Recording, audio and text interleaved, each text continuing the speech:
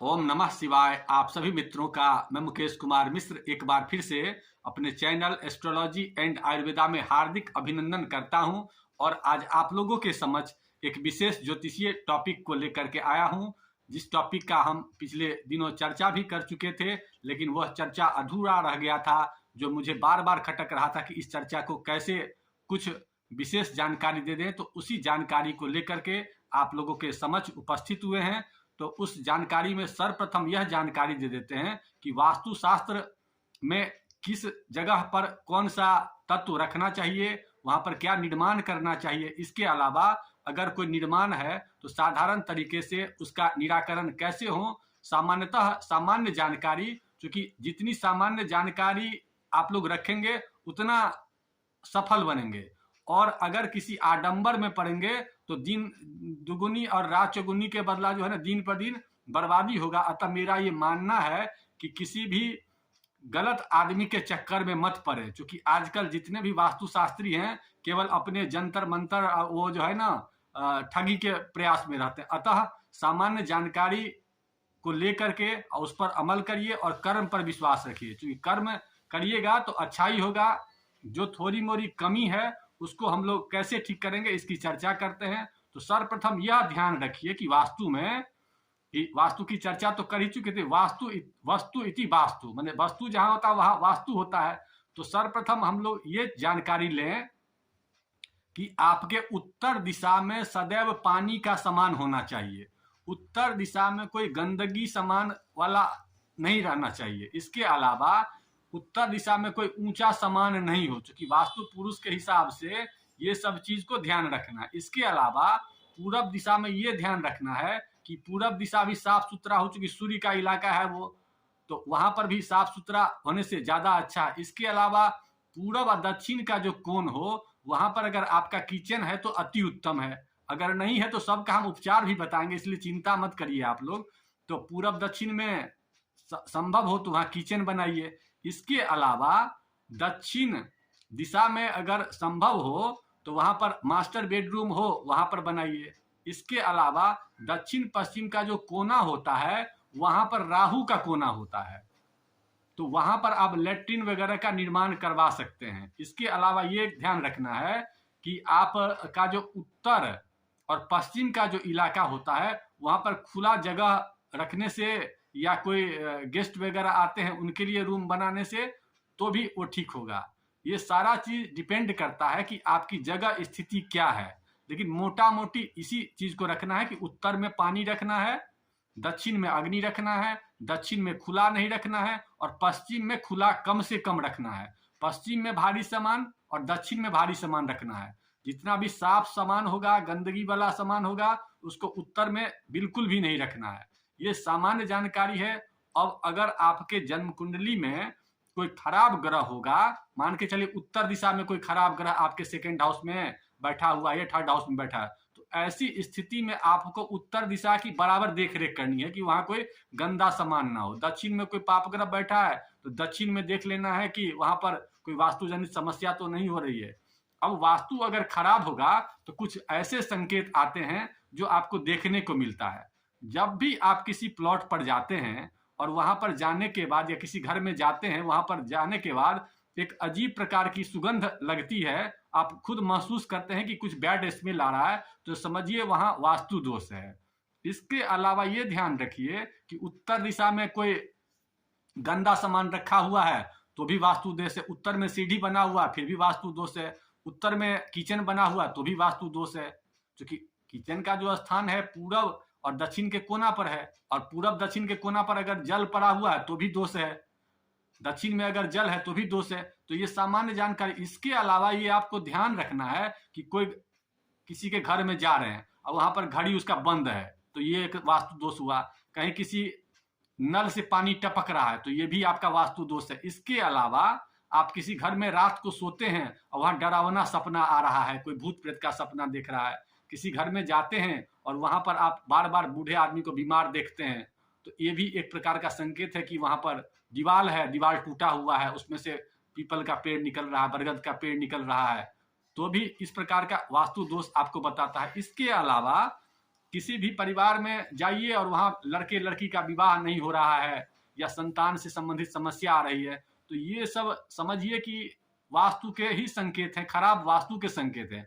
क्योंकि जहाँ अच्छा वास्तु होगा वहाँ तो सब कुछ समय पर होगा, सब कुछ अच्छा होगा।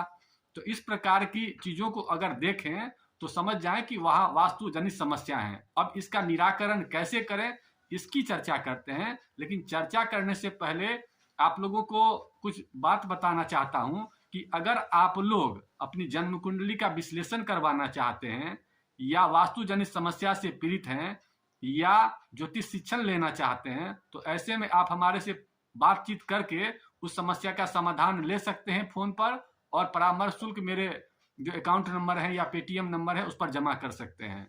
और ये शर्त है मेरे साथ कि हम कोई आडंबर वाला उपाय नहीं बताते हैं, और जो भी उपाय बताएंगे उसको रेगुलर करना होगा, और रेगुलर करने के बाद उसका रिपोर्ट हमको करना होगा, जिसका आगे कोई पैसा नहीं लगेगा, लेकिन आप अपनी जानकारी देंगे और उस हिसाब से फिर हम लोग उस उपाय को मिलजुल के काम हो। चूंकि मेरा ये काम है कि आजीवन संबंध बने, एक दिन दो दिन का संबंध न बने किसी भी आदमी के साथ, और ऐसा संबंध बने जो निभे, लालच न हो। तो इस प्रकार से काम करना चाहते हैं तो हमसे संपर्क कर सकते हैं। अब वास्तु जनित समस्या अगर आपके घर में है तो उसको कैसे ठीक करें इसकी चर्चा करते हैं सामान्य तरीके से। तो सबसे पहले ये ध्यान रखना है कि आपको जो वास्तु जनित समस्या परेशान करता है वो जनरली पापग्रह परेशान करते हैं। राहु हुआ, केतु हुआ, शनि हुआ, ये सब पापग्रह की श्रेणी में आते हैं। तो इन लोगों का जो मुख्य चीज है वो साफ सफाई है। अगर साफ सफाई आप लोग रेगुलर करेंगे तो वास्तु जनित समस्याएं ठीक होंगी। अब उसके लिए दिन बताया गया, अमावस्या तिथि को साफ सफाई करने से आपके वास्तु जनित समस्या समाप्त होते हैं। इसके अलावा शनिवार को साफ करने से आपकी वास्तु जनित समस्याएं समाप्त होती है। ये दो चीज तो करना ही करना है। इसके अलावा नमक का पोछा लगाने से वास्तु जनित समस्याएं ठीक होती है।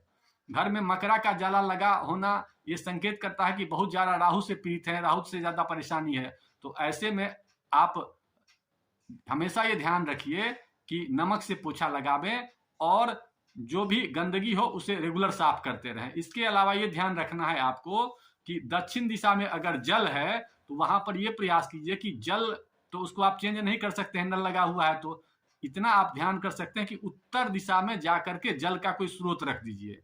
इसके अलावा जब बारिश का प्रथम पानी गिरे तो उस पानी को किसी लोटा में रख करके उसको उत्तर दिशा में रखिए, या जल लेकर के गंगा जल हुआ या जमुना जल हुआ उसको उत्तर दिशा में रखिए, तो वास्तु जनित जो समस्याएं हैं वो ठीक होंगी। इसके अलावा घर में आप पेड़ पौधा, स्पेशली अगर उत्तर दिशा में कोई कॉम्प्लिकेशन हो, कोई प्रॉब्लम हो, तो वहां पर आप उत्तर दिशा में ये तुलसी का पौधा लगा दीजिए, तो इससे आपकी समस्याएं ठीक रहेंगे। इसके अलावा आप ये कर सकते हैं कि पूरे घर में वास्तु जनित समस्याएं हैं तो ऐसे कंडीशन में आप तोरण द्वार जो होता है ना, तोरण द्वार चारों तरफ से लगा दीजिएगा, तो इसकी समस्या जो है ना ठीक रहेगी। इसके अलावा लगे कि नहीं बहुत विशाल समस्या है, तो ऐसे में एक और उपाय आप कर सकते हैं जो बहुत अच्छा, बहुत सटीक है, हमने कई लोगों पर करवाया है। इसमें यह है कि आप कोई झंडा वगैरह जो होता है ना लगा दीजिए, उसमें भी हनुमान जी का, अगर घर पर ज्यादा संकट आ रहा है तो हनुमान जी का झंडा लगा दीजिए, लाल रंग का लगा दीजिए, और अगर धनवान बनना चाहते हैं तो पीला रंग का लगा दीजिए। इस प्रकार के उपाय करने से भी वास्तु जनित समस्याएं समाप्त होती है। इसके अलावा घर में जहां भी लगे कि भारीपन लग रहा है वहां पर आप एक चीज ये कर सकते हैं कि वहां पर तुलसी 4-5 पत्ता जो नीचे गिरा हुआ उसको ले लीजिए, और साथ ही साथ आप कपूर अगर मिले, देसी कपूर, तो देसी कपूर को किसी कपड़ा में बांध करके और वहां पर 2-4 जगह रख दीजिए, इससे भी आपकी समस्या समाप्त होगी। इसके अलावा और भी उपाय हम आपको बता देते हैं जो विशेष परिस्थिति में आप कर सकते हैं। उसमें यह चीज करना है आपको कि एक आपको नारियल लेना है, और नारियल को जहां पर ज्यादा लोग आते हों वहां पर एक नारियल को रख देना है, और उस नारियल को हर एक 15 दिन पर बदलना है। ऐसा करने से आपकी जो घर की निगेटिविटी होगी उसका प्रभाव कम होगा। इसके अलावा और 2-3 उपाय हम बता देते हैं कि आपका जो सोने का दिशा हो उस पर विशेष ध्यान रखना है। तो आप दक्षिण दिशा की ओर सिर करके सोइए या पूरब दिशा की ओर सिर करके सोइए। इसके अलावा जो भी इलेक्ट्रॉनिक सामान घर में खराब हो उसका बिल्कुल ही या तो दुरुस्त करने वाला है तो दुरुस्त करा करके घर में रखिए, और नहीं तो फेंकने वाला है तो उसको फेंक दीजिए। इसके अलावा आप ये कर सकते हैं कि घर में कैलेंडर वगैरह पुराना हो या कबाड़ हो, इसको भी आप हटा दीजिए और रोशनी की पूर्ण व्यवस्था करिए, क्योंकि जब भी रोशनी आपके घर में कम आएगी तो वास्तु जनित समस्याएं कम होगी। तो सूर्य की रोशनी आने वाली है तो खिड़की वगैरह पूरब दिशा में है तो खोल दिया कीजिए, और दक्षिण दिशा में है तो उसको बंद रखा कीजिए। और घर में कभी कभी गंगाजल का छिड़काव किया कीजिए, और गंगाजल अगर ना हो तो गौमूत्र से भी, पतंजलि वगैरह स्टोर में जाइए, गौमूत्र वहां मिलता है, या गीता प्रेस में भी मिलता है, वहां पर जाइए और गौमूत्र लेकर के घर के चारों ओर साप्ताहिक नहीं तो पाक्षिक मैंने 15 दिन पर, नहीं तो महीना मासिक, ये ध्यान रखिए कि हमको वास्तु जो दोष समस्या है तो चारों ओर इसका छिड़काव करें। ऐसा उपाय आप कुछ ही दिन करेंगे तो हम समझते हैं कि वास्तु से संबंधित कितनी भी भयानक विपत्ति हो तो वो ठीक हो सकता है। इसके अलावा भी मेरे पास बहुत उपचार हैं। स्वास्तिक का प्रयोग कैसे करते हैं, बहुत अगर समस्या हो तो स्वास्तिक के प्रयोग से भी ठीक हो सकता है।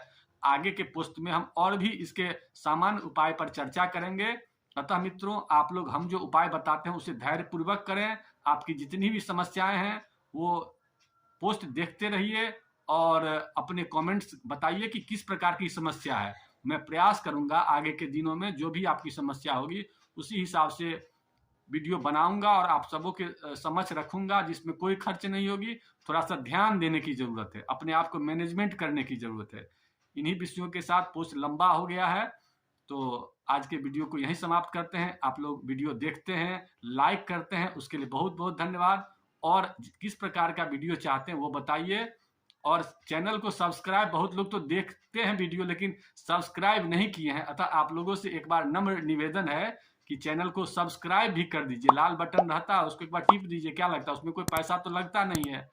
अतः मित्रों, अगर वीडियो अच्छा लगा तो लाइक करिए और अपने मित्रों में शेयर कीजिए, इससे आप पुण्य के भागी बनेंगे। और अगर किसी प्रकार की शिकायत दिखती है तो कमेंट बॉक्स में उस शिकायत को डालिए, मैं उस शिकायत पर काम करने की कोशिश करूंगा। इन्हीं विषयों के साथ आज के टॉपिक को यहीं समाप्त करते हैं। ओम नमः शिवाय।